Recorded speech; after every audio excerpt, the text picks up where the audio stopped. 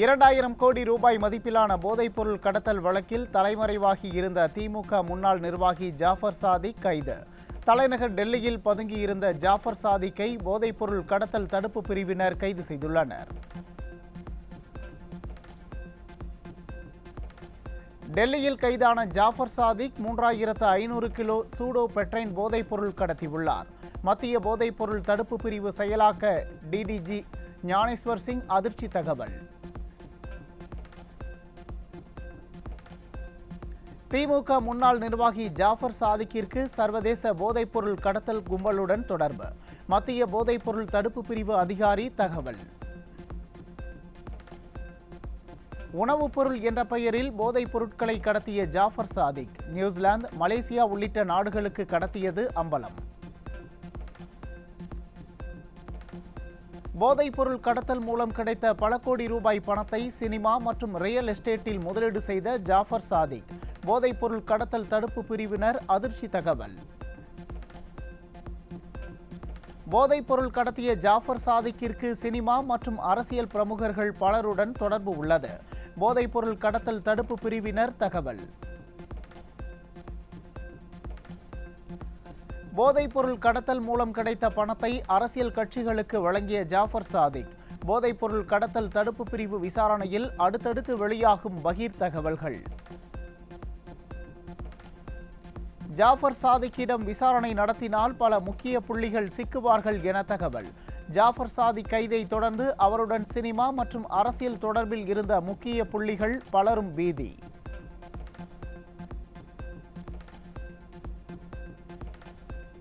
போதைப் பொருள் கடத்தல் பணம் மூலம் மங்கை படத்தை ஜாஃபர் சாதிக் தயாரித்துள்ளார். சென்னையில் பல ஹோட்டல்களையும் தொடங்கியுள்ளதாக என்சிபி அதிகாரிகள் தகவல்.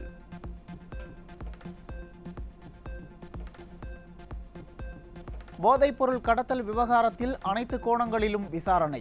ஜாஃபர் சாதிக்குடன் தொடர்பில் இருந்த அனைவரையும் விசாரிப்போம். தேவைப்பட்டால் திரைத்துறையினருக்கும் சம்மன் அனுப்பப்படும் என என்சிபி அதிகாரிகள்.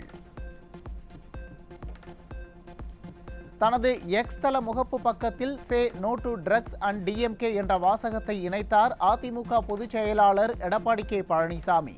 போதைப் பொருட்களுக்கு எதிரான போராட்டங்களின் குறியீடாக தன்னுடைய எக்ஸ் தள முகப்பு பக்க பதிவை மாற்றியதாகவும் விளக்கம். மாணவர்கள், இளைஞர்களை சீரழிக்கும் போதைப் பொருட்கள் குறித்த விழிப்புணர்வு ஏற்படுத்தும் விதமாகவும் வரும் 12ஆம் தேதி நடைபெறவுள்ள மனித சங்கிலி போராட்டத்திற்காக say no to drugs and DMK என்ற வாசகத்தை இணைத்துள்ளேன். அதிமுக பொதுச் செயலாளர் எடப்பாடி கே பழனிசாமி விளக்கம். ஜாஃபர் சாதிக் கைது திமுகவிற்கு மரண அடி. ஜாஃபர் சாதிக் கைது மக்களவைத் தேர்தலில் எதிரொலிக்கும் எனவும் முன்னாள் அமைச்சர் ஜெயக்குமார் பேட்டி. ஜாஃபர் சாதிக்கின் வாக்குமூலத்தை நினைத்து திமுகவிற்கு பயம் வந்துவிட்டது. முன்னாள் அமைச்சர் ஜெயக்குமார் விமர்சனம். விடிய அரசுக்கு எதிராக கருத்து பதிவிட்ட நெல்லிக்குப்பம் மேல்நிலைப்பள்ளி ஆசிரியை உமா மகேஸ்வரி சஸ்பெண்ட். ஜனநாயக குரல் வலையை நெரிக்கும் விடிய அரசின் செயலால் பட்டதாரி ஆசிரியர்கள் அதிர்ச்சி. பள்ளி கல்வித்துறை குறைகளை குறித்து சமூக வலைதளத்தில் கருத்து தெரிவித்த ஆசிரியை உமா மகேஸ்வரி பணியிடை நீக்கத்திற்கு கடும் கண்டனம்.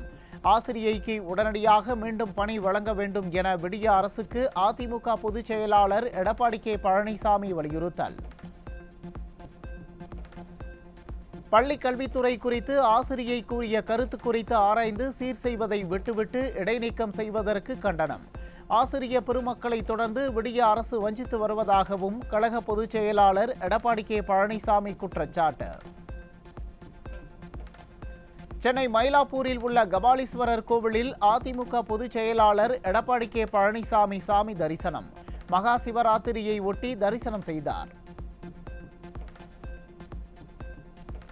தமிழக மக்கள் மற்றும் பத்திரிகையாளர்கள் நலமுடன் இருக்க வேண்டும் என்று பிரார்த்தனை செய்தேன்.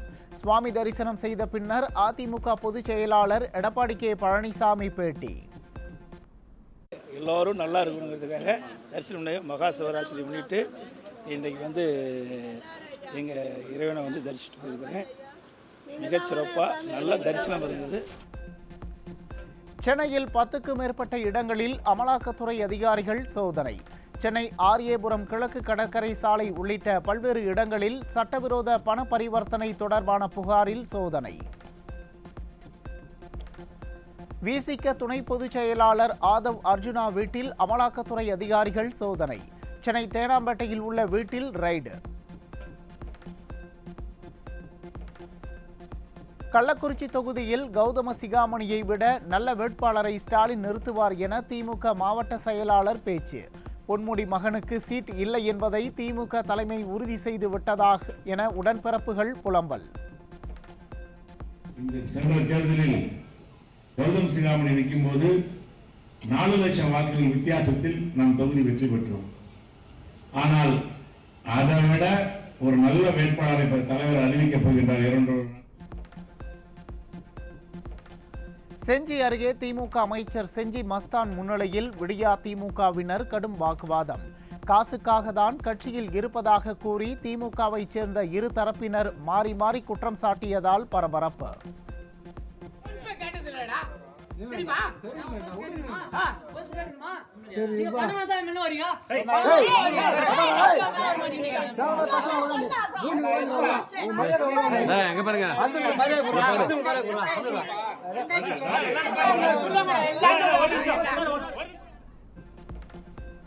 திருச்சி மாவட்டம் காட்டுப்புத்தூர் பேரூராட்சியில் திமுக துணைத் தலைவரை கண்டித்து திமுக மற்றும் கூட்டணி கட்சி கவுன்சிலர்களே வெளிநடப்பு.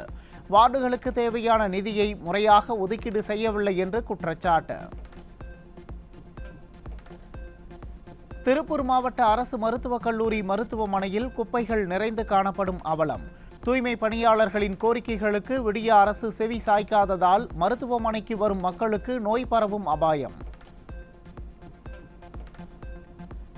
சிலிண்டருக்கு 100 ரூபாய் மானியம் வழங்கப்படும் என்ற விடியா திமுக அரசின் தேர்தல் வாக்குறுதி என்ன ஆச்சு? வாக்குறுதி அறிவித்து 3 ஆண்டுகள் கடந்த நிலையில் இன்னும் எத்தனை ஆண்டுகள் ஆகும் என இல்லத்தரசிகள் கேள்வி. தென்காசி மாவட்டம் செங்கோட்டையில் புதர் மண்டி கிடந்த பூங்காவை காணொலி காட்சி மூலம் திறந்து வைத்த ஸ்டாலின். நாடாளுமன்ற தேர்தலுக்கான அறிவிப்பு வெளியிடப்பட உள்ளதால் திமுகவினர் விளம்பரம் தேடிக்கொள்ள முயல்வதாக பொதுமக்கள் விமர்சனம். புகழ்பெற்ற விருத்தாச்சலம் விருதகிரீஸ்வரர் கோவில் வளாகத்தில் எல்லை மீறும் காதல் ஜோடிகள். சோழ மன்னன்களின் கல்வெட்டை விட காதலர்கள் கிறுக்கி வைத்த எழுத்துக்களால் பக்தர்கள் முகம் சுளிப்பு. நீ சொன்ன வாக்கியத்தை தஞ்சாவூர் கோயில் கல்வெட்டுல வெட்டி வச்சிட்டு பக்கத்திலேயே நீ உட்கார்ந்துக்க. உனக்கு பின்னால வர்ற சந்ததிகள் அதை பார்த்து படிச்சு தெளிவா நடந்துக்குவாங்க. 2024 மக்களவைத் தேர்தலில் 39 தொகுதிகளுக்கான முதல்கட்ட வேட்பாளர் பட்டியலை வெளியிட்டது காங்கிரஸ். காங்கிரஸ் சார்பில் போட்டியிடும் 39 பேரில் 15 பேர் பொது பிரிவையும் 24 பேர் SC, ST மற்றும் OBC பிரிவையும் சேர்ந்தவர்கள்.